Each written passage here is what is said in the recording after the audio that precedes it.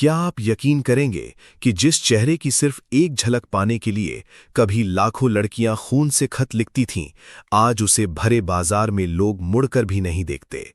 कैसे उस सितारे के गलत फैसले ने शाहरुख खान को बॉलीवुड का बादशाह बना दिया और कैसे उस सुपरस्टार को अपनी शोहरत गंवाकर, अपनी पहचान छिपाकर ऑस्ट्रेलिया के एक रेस्टोरेंट में झूठे बर्तन धोने पड़े।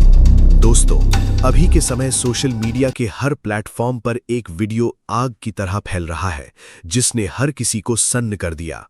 मुंबई के वर्सोवा इलाके की खस्ता हाल और टूटी फूटी सड़कों पर एक आम सा दिखने वाला आदमी पैदल जा रहा था, जिसके बाल कंधों तक बिखरे हुए थे, जिसने क्रीम कलर की टी शर्ट और डेनिम जीन्स पहनी हुई थी। उसके कंधे पर एक भारी बैकपैक था और हाथों में वो अपना बड़ा सा सूटकेस खुद घसीट रहा था। और इंटरनेट पर जब ये वीडियो वायरल हुआ तो दर्शकों की हैरानी का कोई ठिकाना नहीं रहा। हर कोई बस यही पूछ रहा था कि क्या ये सच में वही इंसान है जो एक जमाने में बॉलीवुड का अगला सुपरस्टार माना जा रहा था। असल में ये कोई आम राहगीर या मजदूर नहीं था। ये वो इंसान था जिसके नाम का डंका कभी पूरे भारत देश में बजता था। धीरे धीरे से मेरी जिंदगी में आना, जिसके एक खास हेयर स्टाइल को पूरे भारत के युवाओं ने पागलों की तरह कॉपी किया था। मैं दुनिया भुला दूंगा। ये कहानी है बॉलीवुड के असली और सबसे पहले ओवरनाइट सुपरस्टार राहुल रॉय की, जिनके पतन और गुमनामी की दास्तान किसी थ्रिलर फिल्म से कम नहीं है। बॉलीवुड में आमतौर पर यह देखा जाता है कि कोई भी सितारा सालों तक स्टूडियोज के धक्के खाने, सैकड़ों रिजेक्शन झेलने, कड़े ऑडिशन देने और जूतियां घिसने के बाद ही पर्दे पर नजर आता है। लेकिन राहुल रॉय के साथ ऐसा कुछ भी नहीं हुआ था। सफलता उनके दरवाजे पर खुद चलकर आई थी और किस्मत ने उन्हें खुद चुना था। समय का पहिया थोड़ा पीछे घुमाते हैं और चलते हैं 9 फरवरी 1968 के उस दिन जब बंबई, जो आज का मुंबई है, में दीपक रॉय और इंदिरा रॉय के घर राहुल का जन्म हुआ था। राहुल का सिनेमा, थिएटर या एक्टिंग की चमक दमक वाली दुनिया से दूर दूर तक कोई नाता नहीं था।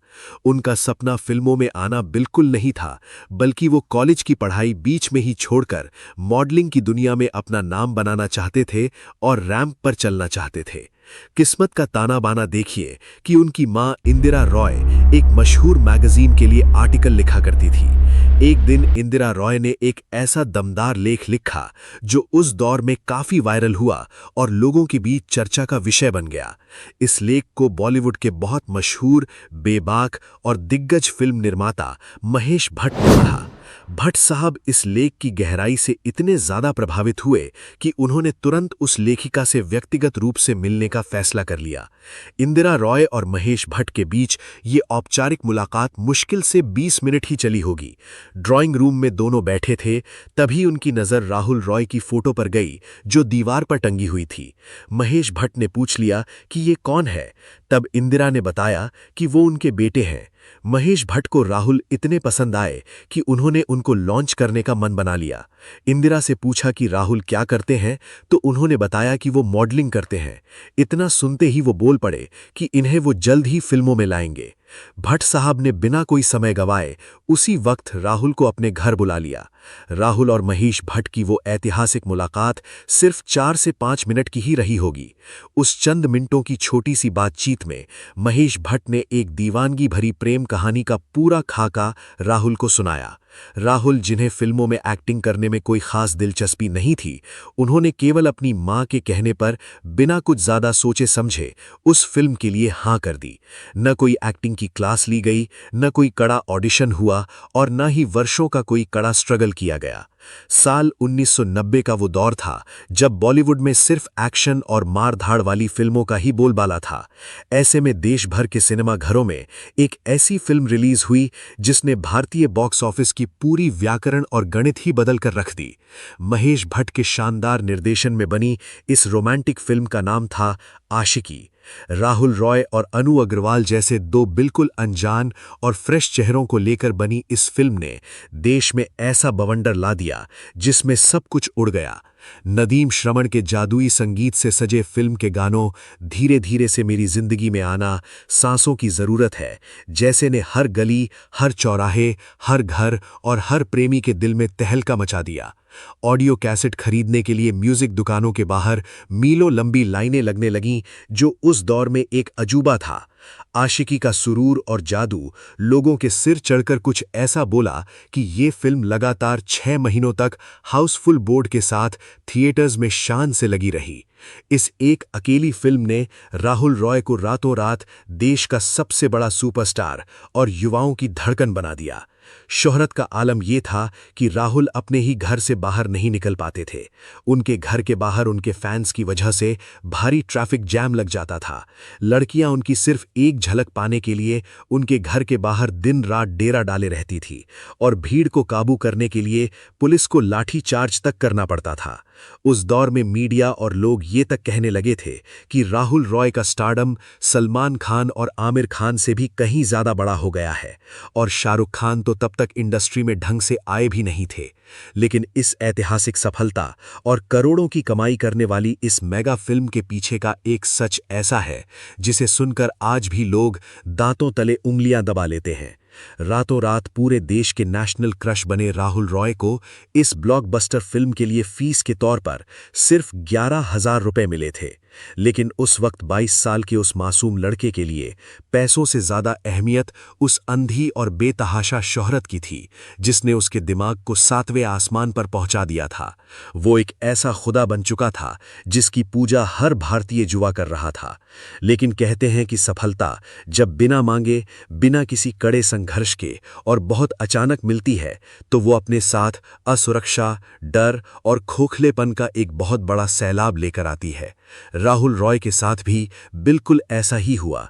आशिकी की इस भारी सफलता के बाद राहुल रॉय के घर के बाहर देश के सबसे बड़े फिल्म निर्माताओं, डायरेक्टर्स और फाइनेंसरों की लंबी कतार लग गई। हर कोई बस उन्हें अपनी फिल्म में साइन करना चाहता था और उन्हें एक साथ 60 फिल्मों के ऑफर मिल गए। लेकिन यहां राहुल की कहानी में एक बहुत भयानक मोड़ आता है।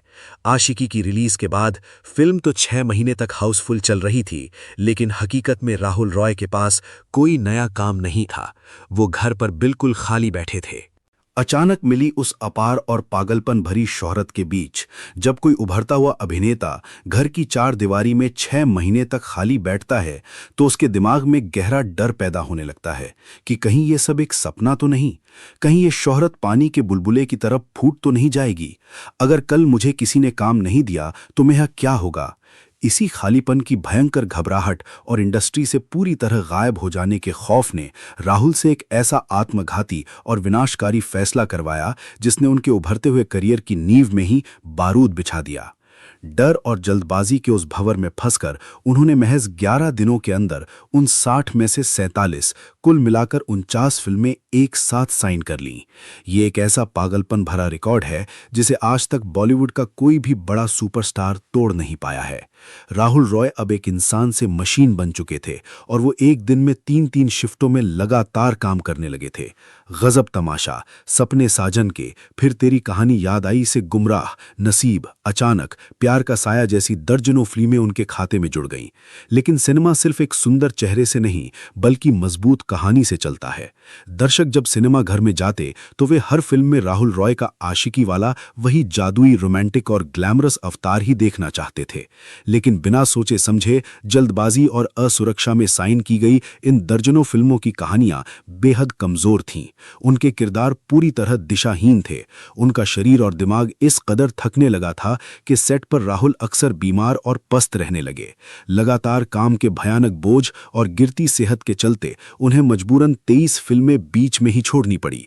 इस गैर पेशेवर रवैये से बॉलीवुड के कई बड़े और नामी डायरेक्टर उनसे सख्त नाराज हो गए और पूरी इंडस्ट्री में उनके खिलाफ एक नकारात्मक माहौल बनने लगा। और जो बाकी फिल्में रिलीज हुईं उनमें से 25 लगातार बॉक्स ऑफिस पर औंधे मुंह गिर गईं। आशिकी का वो सम्मोहक जादू अब दर्शकों के सिर से पूरी तरह उतरने लगा था।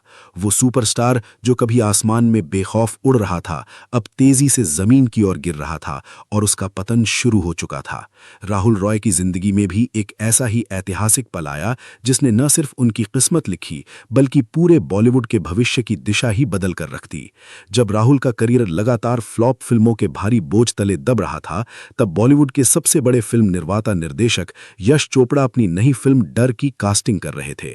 यश चोपड़ा को इस फिल्म के लिए एक जुनूनी, सनकी और साइकोपैथ प्रेमी की तलाश थी जो नायिका के प्यार में पागलपन की सारी हदें पार कर दे। यश चोपड़ा ने यह खौफनाक और कल्ट किरदार खास राहुल रॉय को ही ध्यान में रखकर लिखा था। उन्होंने राहुल से संपर्क किया और उन्हें यह जबरदस्त रोल ऑफर किया। इस वक्त राहुल अपने गॉडफादर महेश भट्ट की फिल्म गुमराह में संजय दत्त और श्रीदेवी के साथ काम कर रहे थे। राहुल के सामने एक बहुत बड़ी दुविधा और धर्म संकट था। एक तरफ यश चोपड़ा जैसा दिग्गज निर्देशक था और दूसरी तरफ वो महेश भट्ट थे जिन्होंने उन्हें आशिकी देकर जमीन से आसमान तक पहुंचाया था। राहुल ने अपने करियर से ज्यादा अपनी वफादारी और भावनाओं को चुना। उन्होंने महेश भट्ट के प्रति अपनी कृतज्ञता दिखाते हुए यश चोपड़ा की संभावित ब्लॉकबस्टर फिल्म को बेहद नम्रता से ठुकरा दिया। ये एक ना राहुल के करियर की सबसे बड़ी और ऐतिहासिक गलती साबित हुई। ये वही रोल था जिसे बाद में एक बिल्कुल नए लड़के शाहरुख खान ने निभाया। शाहरुख ने आई लव यू किरण बोलकर पर्दे पर जो खौफ और जुनून पैदा किया, उसने उन्हें रातों रात बॉलीवुड का नया बादशाह बना दिया। जिस सिंहासन पर राहुल को बैठना था, उस पर शाहरुख खान का राज हो गया। एक गलत फैसले ने एक का करियर हमेशा के लिए तबाह कर दिया और दूसरे को इंडस्ट्री का भगवान बना दिया। हालांकि इसी दौरान 1992 में आई महेश भट्ट की फिल्म जुनून ने राहुल को कुछ फौरी राहत जरूर दी, जिसमें राहुल को इंसान से बाघ बनते हुए दिखाया गया था। 1993 में आई फिर तेरी कहानी याद आई में भी उनके काम को सराहा गया, लेकिन लगातार फ्लॉप फिल्मों के गहन दाग को ये कुछ गिनी चुनी फिल्में बिल्कुल धो नहीं सकीं। जब किसी सितारे का करियर ढलान पर होता है तो उसका निजी जीवन सबसे ज्यादा असुरक्षित और चर्चा का विषय हो जाता है। 90 के दशक की पत्रिकाओं और गॉसिप कॉलम में राहुल रॉय के अफेयर्स की खबरें आग की तरह फैलती थीं। उनकी लव लाइफ किसी फिल्म की नाटकीय स्क्रिप्ट से कम नहीं थी। जानम और जुनून के सेट पर उनकी नजदीकियां अपनी ही गॉडफादर की बेटी पूजा भट्ट से बढ़ने लगीं। दोनों अक्सर शूटिंग के बाद साथ समय बिताते थे और उनके अफेयर के चर्चे हर मैगजीन के कवर पेज पर थे। लेकिन दोनों के ही करियर अपने उफान और ढलान से गुजर रहे थे, जिसके चलते उन्होंने इस रिश्ते को आगे न बढ़ाने का फैसला किया। इसके बाद 1996 में मझधार फिल्म के सेट पर उनकी मुलाकात नेपाली सुंदरी मनीषा कोइराला से हुई, लेकिन राहुल की अपने करियर की असुरक्षाओं के कारण यह रिश्ता भी टूट गया। फिर उनकी जिंदगी में आई साउथ की अभिनेत्री सुमन रंगनाथन। 90 के दशक में जब लिव इन रिलेशनशिप को एक बहुत बड़ा टैबू माना जाता था, तब राहुल और सुमन लिव इन में रहने लगे और इंडस्ट्री के इट कपल माने जाने लगे। लेकिन 3 साल बाद जब सुमन ने साउथ फिल्म इंडस्ट्री का रुख किया तो लंबी दूरी के कारण यह प्यार भी हमेशा के लिए दम तोड़ गया। लेकिन राहुल का पतन का कारण सिर्फ उनके अफेयर्स बिल्कुल नहीं थे। कुछ ऐसे भयंकर विवाद थे जिन्होंने उनकी साफ सुथरी छवि की धज्जियां उड़ा दी। वो दौर पीआर एजेंसियों का नहीं था जो आज की तरह सितारों की गलतियों पर पर्दा डाल सकें। एक रात शराब पीकर गाड़ी चलाते हुए राहुल ने एक आम आदमी का एक्सीडेंट कर दिया और उसके बाद हुई सड़क पर मारपीट ने उनकी क्यूट रोमांटिक बॉय की छवि को पूरी तरह से चकनाचूर कर दिया। पुलिस केस हुआ और लोग उन्हें एक बिगड़ैल, शराबी और गुस्सैल इंसान मानने लगे। लेकिन उनके ताबूत में आखिरी कील ठोकी उस दौर की येलो जर्नलिज्म ने। एक रात एक मशहूर रेस्टोरेंट की पार्टी में राहुल रॉय काफी नशे में थे और वहां उन्होंने एक महिला के साथ जमकर और बेधड़क डांस किया। अगले दिन अखबारों और फिल्मी मैगजीनों में सनसनीखेज खबरें छप गईं कि राहुल रॉय किसी उम्र दराज महिला के दीवाने हो गए हैं और वो उनकी शुगर मॉम है। मीडिया ने बिना कोई तहकीकात किए उनके चरित्र की धज्जियां उड़ा दी। सच्चाई ये थी कि किसी को इस बात की खबर तक नहीं थी कि जिस महिला के साथ वो डांस कर रहे थे वो कोई और नहीं बल्कि उनकी अपनी सगी मां इंदिरा रॉय थीं। इस भद्दी, घटिया और शर्मनाक अफवाह ने उनके परिवार और उनकी मानसिक स्थिति पर बहुत गहरा आघात किया और दर्शकों ने उनसे पूरी तरह मुंह मोड़ना शुरू कर दिया। बॉक्स ऑफिस और इज्जत दोनों उनके हाथ से रेत की तरह फिसल चुके थे। बॉलीवुड की क्रूर चमक दमक, फ्लॉप फिल्मों के कलंक और विवादों की गंदगी से पूरी तरह हार मान चुके राहुल की जिंदगी में 1998 में एक सुकून का पल आया। एक पार्टी के दौरान उनकी मुलाकात खूबसूरत मॉडल राजलक्ष्मी खानविलकर से हुई। राजलक्ष्मी इससे पहले समीर सोनी से शादी करके महज 6 महीने में तलाक ले चुकी थीं। दोनों टूटे हुए दिलों ने एक दूसरे में सहारा ढूंढा और सन 2000 में राहुल ने राजलक्ष्मी से शादी कर ली। फिल्में लगातार फ्लॉप हो रही थीं। नए निर्देशकों ने उनके फोन उठाने बंद कर दिए थे, इसलिए राहुल ने अपनी जिंदगी का सबसे दर्दनाक और कड़वा फैसला लिया। उन्होंने अपनी सारी शोहरत बॉलीवुड और मुंबई की उन गलियों को छोड़ दिया जहां कभी उनके नाम के नारे लगते थे, और अपनी पत्नी के साथ हमेशा के लिए ऑस्ट्रेलिया शिफ्ट हो गए। जो इंसान कभी लाखों दिलों की धड़कन था, उसे ऑस्ट्रेलिया में अपनी पहचान छिपानी पड़ी। वहां जब कोई भारतीय प्रवासी उन्हें पहचान लेता और पूछता कि आप आजकल क्या कर रहे हैं, तो उनके पास कोई जवाब नहीं होता था। उनके अंदर का खालीपन उन्हें खाए जा रहा था। पेट पालने, सरवाइव करने और अपनी पत्नी के साथ विदेशी सरजमीन पर गुजारा करने के लिए राहुल रॉय को ऑस्ट्रेलिया के एक रेस्टोरेंट के किचन में झूठे बर्तन तक धोने पड़े। एक एक्सक्लूसिव इंटरव्यू में उन्होंने खुद कबूला कि जो हाथ कभी खून से सने खतों का जवाब देते थे, जो हाथ कभी ऑटोग्राफ देते देते थक जाते थे, वे हाथ अब ठंडे पानी में बर्तन रगड़ रहे थे। ये उस सुपरस्टार का हश्र था जिसकी फिल्म ने कभी पूरे देश को बॉक्स ऑफिस पर लाइन में लगने पर मजबूर कर दिया था। 14 साल तक गुमनामी का ये लंबा और दर्दनाक वनवास चला, लेकिन किस्मत को उनका सुकून यहां भी मंजूर नहीं था। आपसी मतभेदों के चलते 2014 में उनकी पत्नी राजलक्ष्मी ने भी उन्हें छोड़ दिया और दोनों का तलाक हो गया। 46 साल की उम्र में राहुल रॉय एक बार फिर वहीं खड़े थे जहां से उन्होंने शुरुआत की थी, बिल्कुल अकेले और खाली हाथ। राहुल ने अपनी किस्मत को एक आखिरी बार आजमाने की कोशिश की थी। साल 2006 में वे बिग बॉस के पहले सीजन में गए थे और उस घर में उनकी शांत छवि ने दर्शकों का दिल जीत लिया था। लोगों ने उन्हें भारी वोटों से जिताकर बिग बॉस 1 का पहला विजेता बना दिया था। राहुल को लगा कि अब बॉलीवुड के दरवाजे उनके लिए फिर से खुल जाएंगे, लेकिन बिग बॉस जीतने के बाद भी किसी ए-लिस्टर डायरेक्टर ने उन्हें अपने फिल्म में साइन नहीं किया। रोजी रोटी चलाने और कैमरे के सामने खड़े रहने की भूख मिटाने के लिए राहुल को भोजपुरी फिल्मों का सहारा लेना पड़ा। हालात इतने बदतर हो गए कि उन्होंने Bipasha the black beauty, crime partner जैसी सी ग्रेड और डी ग्रेड फिल्मों में काम किया, जिनके नाम सुनकर भी एक सुपरस्टार को शर्म आ जाए।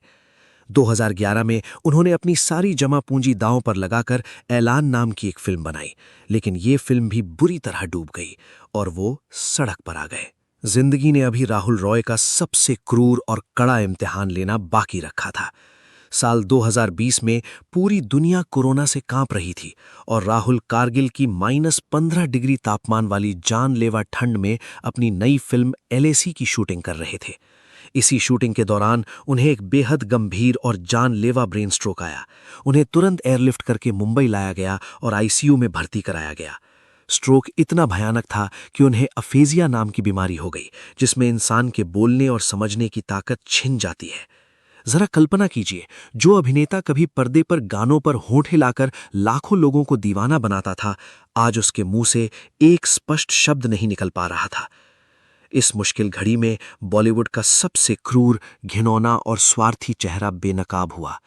जिन महेश भट्ट को राहुल अपना गॉडफादर मानते थे, जिनके लिए उन्होंने डर फिल्म तक ठुकरा दी थी, उस भट्ट परिवार और पूजा भट्ट ने राहुल को अस्पताल में हालचाल पूछने के लिए एक फोन तक नहीं किया। करिश्मा कपूर, मनीषा कोइराला और रवीना टंडन जैसी उन सभी बड़ी हीरोइनों ने भी पूरी तरह से मुंह फेर लिया, जिनके साथ राहुल ने कभी पर्दे पर रोमांस किया था। राहुल के पास अपने इलाज तक के पैसे नहीं बचे थे और अस्पताल का लाखों का बिल बन चुका था। ऐसे में जब उनके अपने गॉडफादरों ने साथ छोड़ दिया, तब इंडस्ट्री का एक ऐसा सुपरस्टार उनके लिए फरिश्ता बनकर सामने आया जिससे राहुल की कोई गहरी दोस्ती भी नहीं थी। वो नाम था सलमान खान। सलमान खान ने चुपचाप राहुल रॉय के अस्पताल का सारा बकाया बिल, जो 2 लाख से भी अधिक था, अपनी जेब से भर दिया। जब दुनिया उनके पतन का तमाशा देख रही थी, तब सलमान ने उन्हें सड़क पर आने से बचा लिया। इस घने अंधेरे समय में राहुल की गोद ली हुई मुंह बोली बहन प्रियंका रॉय, हरी मां, उनके लिए ढाल बनकर खड़ी रहीं। एक पूर्व मॉडल से साध्वी बन चुकी प्रियंका ने राहुल के दोबारा चलने फिरने और बोलने तक की पूरी जिम्मेदारी उठाई। आज जब वो मुंबई के वर्सोवा इलाके की खस्ता हाल सड़कों पर अपना भारी सूटकेस खुद घसीटते हुए कैमरे में कैद होते हैं, तो ये केवल एक वायरल वीडियो नहीं है। ये उस क्रूर सत्य का जीता जागता प्रतिबिंब है जो बताता है कि सिनेमा की दुनिया अंदर से कितनी बेरहम, सर्द और मतलबी हो सकती है। तमाम झटके खाने और मौत को मात देने के बाद राहुल ने 2023 की मनोवैज्ञानिक ड्रामा फिल्म आगरा से वापसी की, लेकिन वो स्टारडम और वो आशिकी वाला दौर हमेशा के लिए इतिहास के पन्नों में दफन हो गया। राहुल रॉय की कहानी हमें ये सिखाती है कि सफलता को हासिल करना शायद आसान हो सकता है, लेकिन उसे संभालना दुनिया का सबसे मुश्किल काम है। एक गलत फैसला, एक पल का डर और एक बुरी अफवाह इंसान की पूरी जिंदगी निगल सकती है। भले ही उनकी 49 फिल्में फ्लॉप हो गई हों, भले ही आज की पीढ़ी उन्हें सड़कों पर आम इंसान की तरह देखकर पहचान ना पाए, लेकिन भारतीय सिनेमा के इतिहास में एक सच हमेशा सुनहरे अक्षरों में दर्ज रहेगा कि आशिकी के दौर में जो क्रेज राहुल रॉय का था ना, वैसा कोई दूसरा हुआ है न कभी होगा। दर्शकों के लिए वो भले ही एक भूली हुई याद बन गए हों, लेकिन जब भी 90 के दशक का वो आइकॉनिक गिटार बजता है तो आज भी हर किसी की आंखों के सामने वही लेदर जैकेट पहने, बालों को झटकता हुआ एक ही चेहरा उभर आता है, राहुल रॉय। और दोस्तों, अगर आपको बॉलीवुड के इन अनकही कहानियों और गहरे राजों को जानना पसंद है तो अभी इस वीडियो को लाइक करें और हमारे चैनल को सब्सक्राइब करके बेल आइकन दबाना ना भूलें।